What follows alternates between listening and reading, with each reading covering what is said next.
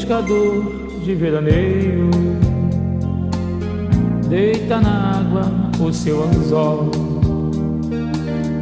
O sussurrar dos albatrozes, os edifícios e os aviões. Do cais do porto se contempla, a obra humana é uma ponte, tão eloquente, tão diligente, tão paralela ao horizonte.